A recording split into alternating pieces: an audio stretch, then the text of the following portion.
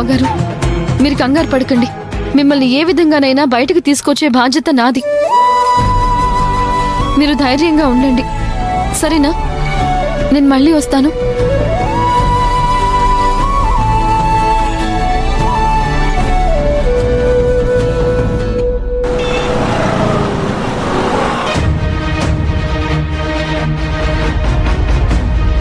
అది చట్టరీత్యా నేరమైనప్పుడు ఖచ్చితంగా వాళ్ళని శిక్షించాల్సిందే.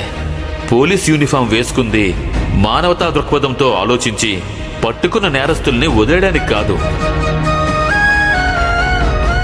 వాళ్ళందరూ నేరస్తులు కాబట్టి, నేరం చేస్తూ డెడ్ హ్యాండెడ్గా దొరికిపోయారు కాబట్టి వాళ్ళకి క్షమాపణ ఎప్పటికీ దొరకదు. రాహుల్ బాబు కాల్ చేశారు. అంతలోనే కాల్ కట్ అయిపోయింది. రాజీవ్ బాబు గారు పోలీస్ స్టేషన్లో ఉన్నారు. ఆయన్ని బయటకు తీసుకురావాలి. ఇప్పుడేం చేయాలి?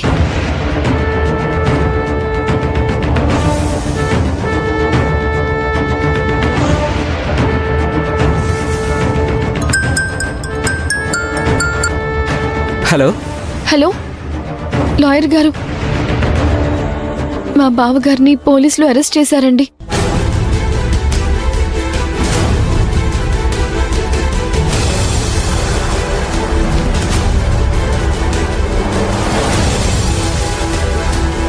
లాయర్ గారు, రాజీవ్ బాబు గారిని పోలీస్ స్టేషన్ నుండి మీరే ఎలాగైనా బయటకు తీసుకురావాలి.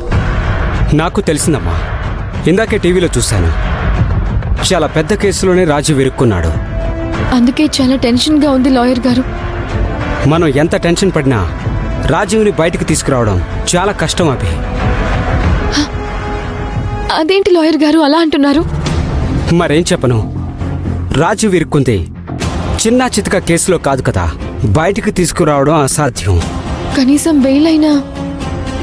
బెయిల్ కూడా దొరకదు. సరిగ్గా వీకెండ్లో అరెస్ట్ చేశారు. ఇంకో 2 రోజుల వరకు బెయిల్ అప్లై చేయడానికి కూడా కుదరదు. మరిప్పుడు ఏం చేయాలి లాయర్ గారు?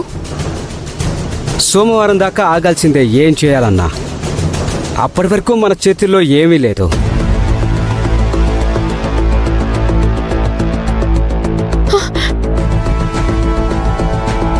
అయ్యో, ఈ 3 రోజులు రాజీవ్ బాబు గారి ఇంటికి రాకుండా, ఇంట్లో వాళ్ళకి కనపడకుండా ఉంటే అందరూ కంగారు పడతారు. వెంటనే ఈ విషయం మావయ్య గారికి చెప్పాలి. ఇప్పుడు విషయం మావయ్య గారికి తెలిసిందంటే ఆయన మదన పడిపోతారు. ధైర్యం చెప్పడానికి పక్కన రాహుల్ బాబు కూడా లేరు. ఇప్పుడు మావయ్య గారితో ఈ విషయం చెప్పకపోవడమే మంచిది.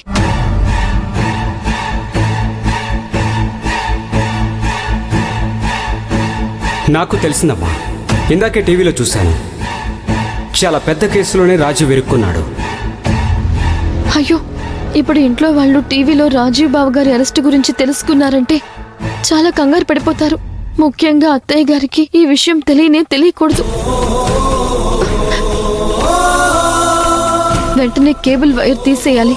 లేదంటే ఏ క్షణంలోనైనా రాజీవ్ బాబు గారి గురించి తెలిసిపోతుంది.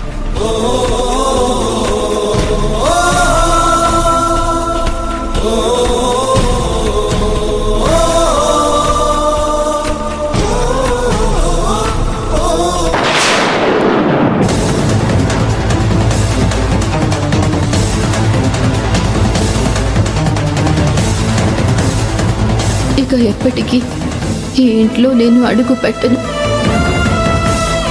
రాహుల్ బాబే వచ్చి తీసుకొచ్చినా సరే నేను రాను.